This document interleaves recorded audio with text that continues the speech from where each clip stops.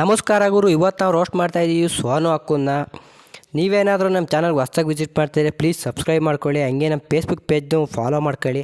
ಇವತ್ತಿನ ವಿಡಿಯೋ ತಡ ಮಾಡೋದು ಬೇಡ, ವಿಡಿಯೋ ಶುರು ಮಾಡೋಣ ಬನ್ನಿ. ಮಾಡೋ ಹಲ್ಕ ಕೆಲಸ ಎಲ್ಲ ಮಾಡಿ ಒಳ್ಳೆ ಹೆಸರು ತಗೊಳಕ್ಕೆ, ಅದ್ರಲ್ಲೂ ತನ್ನ ವಿಡಿಯೋಗೆ ವ್ಯೂಸ್ಗೋಸ್ಕರ ಸ್ವಾರ್ಥಕ್ಕೆ ಲೀಗಲ್ ಪ್ರೊಸೀಜರ್ ಫಾಲೋ ಮಾಡದೆ ಇದ್ರು ದತ್ತು ತಗೊಂಡಿದೀನಿ ಅಂತ ಸುಳ್ಳು ಹೇಳ್ಕೊಂಡು ಒಂದು ಬಡ ಹುಡುಗಿನ ಬಳಸ್ಕೊಂಡು ದಿನಕ್ಕೊಂದು ವಿಡಿಯೋಸ್ ಮಾಡ್ಕೊಂಡು ಹಣ ಸಂಪಾದನೆ ಮಾಡ್ತಾ ಇರೋಳು ಇನ್ನೊಂದ್ ಕಡೆ. ಅಯ್ಯೋ ಆಂಜನೇಯ, ಏನಪ್ಪ ಇದೆಲ್ಲ? ಇವತ್ತು ನಾನು ಒಂದು ಟ್ರಾಲ್ ನೋಡಿದೆ ಮೈಸೂರು ಮ್ಯಾಂಗೋ ಪೇಜ್ ಅಲ್ಲಿ.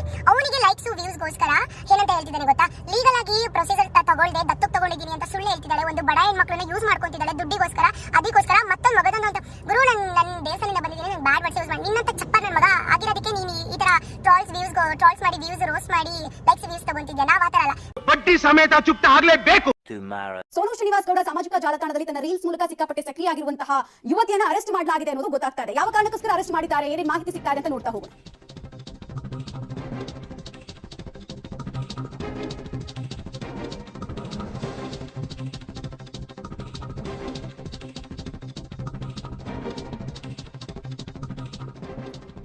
ಅದಕ್ಕೆ ಹೇಳೋದು, ಮಾಡಬಾರ್ದು ಮಾಡೋಕ್ಕೆ ಹೋದರೆ ಆಗಬಾರ್ದು ಆಯ್ತದೆ ಅಂತ. ಸೋನು ಅಕ್ಕಂಗೂ ಹಂಗೆ ಆಗಿರೋದು.